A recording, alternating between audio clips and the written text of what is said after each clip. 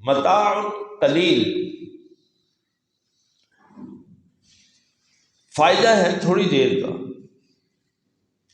یہ جو تم جھوٹ بول کر اپنی طرف سے کہہ دیتے ہو یہ حلال ہے اور یہ حرام ہے، اور اس قسم کی اللہ سبحانہ و تعالیٰ کی اور نافرمانیاں کرتے ہو، کتنی دیر کے لیے؟ متاع قلیل، تھوڑی دیر کا فائدہ ہے یہ.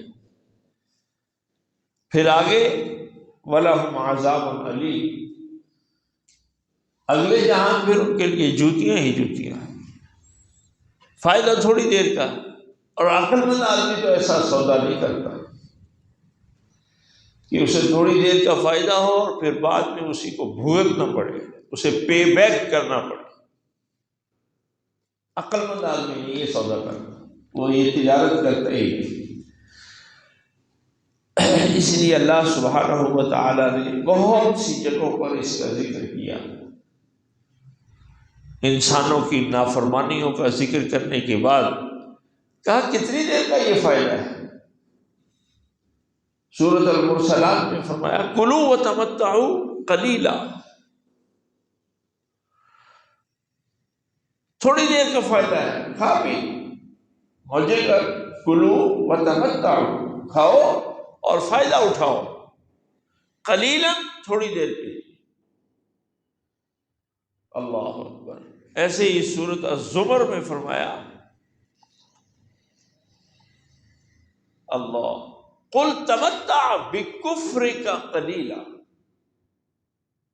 اپنی ناشکری اور اپنی اس بغاوت کا فائدہ اٹھا تھوڑی دیر کے لیے.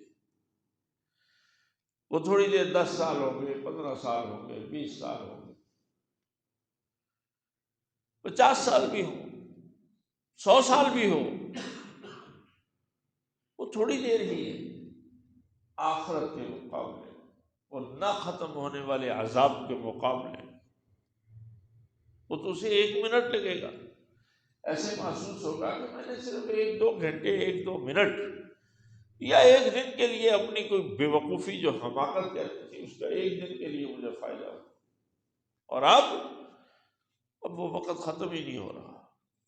قل متاع، یہاں ہے آج کے سبق میں متاع قلیل، فائدہ ہے تھوڑی دیر کا. وَلَهُمْ عَذَابٌ أَلِيمٌ، بڑا دردناک عذاب ہے. وہ کون جھیلے گا؟ اس کو کون برداشت کرے گا؟ وَعَلَى الَّذِينَ هَادُوا، اور یہودیوں پر حرمنا، حرام کیا ہم ما قصصنا علیک من قبل، جو اس سے پہلے ہم نے آپ کو بتایا. سورۃ النساء میں، سورۃ انعام میں ہم نے یہودیوں پر جو چیزیں حرام کی تھی وہ ہم نے حرام کی تھی، جو انہوں نے خود سے کی تھی وہ ہم نے نہیں کی. ایسے ہی عیسائیت نے رہبانیت اپنے لیے فرض کر لی. اللہ فرماتا ہے ما كتبناها علیہم، یہ ہم نے نہیں ان پر لکھا تھا، ان پر فرض کی تھی. یہ رہبانیت انہوں نے خود سے اپنے اوپر فرض کر لی، پھر اس کو پورا بھی نہیں کر سکے. اللہ اکبر.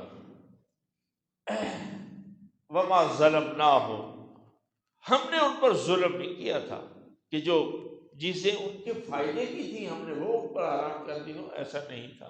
ہاں انہوں نے خود سے اپنے اوپر حرام کر لی تو یہ ظلم کیا انہوں نے. وَلَكِنْ كَانُوا أَنفُسَهُمْ يَظْلِمُونَ، جب انہوں نے خود سے چیزیں حرام کی تھی تو ہم نے وہ پھر فرض کر دی کہ اچھا چلو یہ جو تم اپنے لیے کہہ رہے ہو یہ بھی ہماری طرف سے ہو گیا، اب چلو آگے چلو. جتنی فائدے کی چیزیں تھیں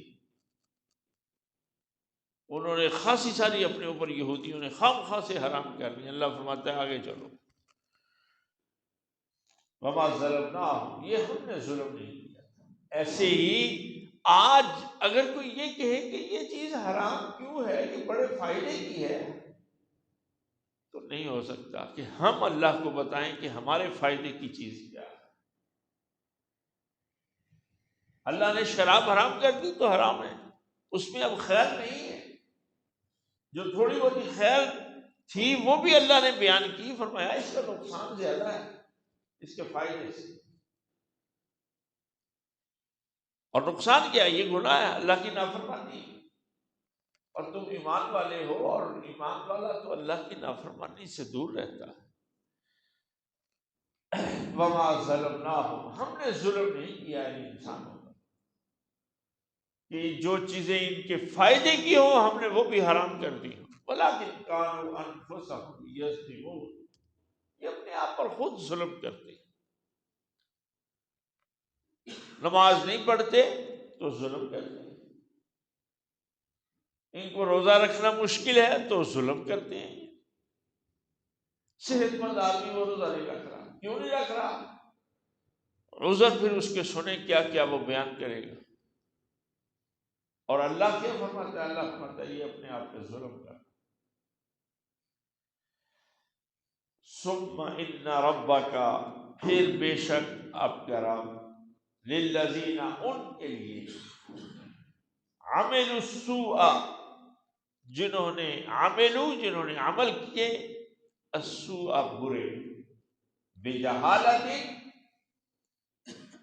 اپنے جہالت کی وجہ سے۔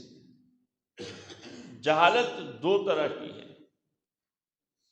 ایک تو ہے بے خبری، علم نہیں، اور ایک ضد ہے، اکڑ ہے، اکھڑ پن ہے، یہ بھی جہالت۔ دونوں صورتوں میں جنہوں نے برے کام کیے ہیں، ثم تابوا من بعد ذلک واصلحوا، پھر انہوں نے توبہ کی، جب کسی نے سمجھایا کہ جی ٹھیک ہے آپ غصے میں آ گئے اور آپ نے یہ کام شروع کر دیا، یہ کام تو ٹھیک نہیں ہے، کسی کے سمجھانے پہ اس نے توبہ استغفار شروع کر دی، اس کو بات سمجھ آ گئی، پہلے بے خبر تھا وہ تو چلو وہ تو جرم ہی نہیں ہے، یہ ذرا زیادہ جرم بن جاتا ہے کہ بندے کو پتہ بھی ہو اور اپنے اکھڑ پن کی وجہ سے، ضد کی وجہ سے نہ کر رہا، یہ بھی جہالت ہے۔ دونوں شکلوں میں ثم تابوا من بعد ذلک، اس نے توبہ کی، وہ لوٹ آیا، واپس آ گیا ہے، واصلحوا، اور اس نے اپنی اصلاح کی۔ فرمایا ان ربک من بعدها لغفور رحیم۔ اللہ اکبر،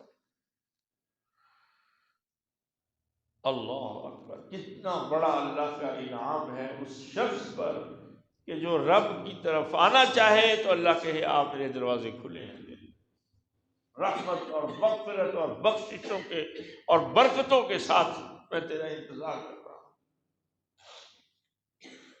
اور کچھ ایسے بھی بد نصیب ہوتے ہیں جن کے بارے میں اللہ فرماتا ہے فلما زاغوا ازاغ اللہ قلوبہم، جب انہوں نے ضد دکھائی اور اکھڑ پن اختیار کیا، اللہ نے پھر ان کے دل ہی ٹیڑھے کر دیے۔ اللہم لا تجعلنا منہم، اللہ ہمیں ان میں سے نہ کر۔ اللہ ہمیں توبہ اور استغفار کا موقع دے، اس کی توفیق دے۔ فرمایا ان ربک من بعدها، اس کے بعد، اس جہالت کے بعد، ایسے برے کام جہالت کی وجہ سے جو کرنے کے بعد، تابوا من بعد ذلک واصلحوا، اور توبہ ہوتی ہی وہ ہے کہ اللہ کی طرف آئے اپنی اصلاح کے ساتھ، فساد کے ساتھ نہیں، اصلاح کے ساتھ، کہ نہیں اللہ جو ہو گیا وہ تو ہو گیا، آئندہ نہیں ہو۔ اللہ کہتا ہے ٹھیک ہے، ویلکم، مرحبا بکم۔ ثم ان ربک من بعدها، بڑا پیارا لفظ ہے یہ، بار بار پڑھنے کو جی چاہتا ہے۔ ان ربک من بعدها، تیری حماقتوں کے بعد تیرا رب اگر تو اس کی طرف آتا ہے، لغفور رحیم، وہ معاف کرنے والا ہے۔ نہ شیطان کے دھوکے میں آنا کہ نہیں میری وہ کہاں سنے گا، مجھ سے تو بہت بڑی غلطی ہو گئی، مجھ سے تو بڑا گناہ ہو گیا ہے، واللہ ثم باللہ، یہ سوچ اتنی بڑی رکاوٹ بنتی ہے توبہ میں، اور اتنی مایوسی دکھاتی ہے بندے کے لیے اللہ سبحانہ و تعالی کی طرف سے، کیونکہ سراسر ایک اور گناہ ہو رہا ہو۔ ان ربک من بعدها لغفور رحیم، بے شک تیرا رب اس کے بعد البتہ بخشنے والا مہربان۔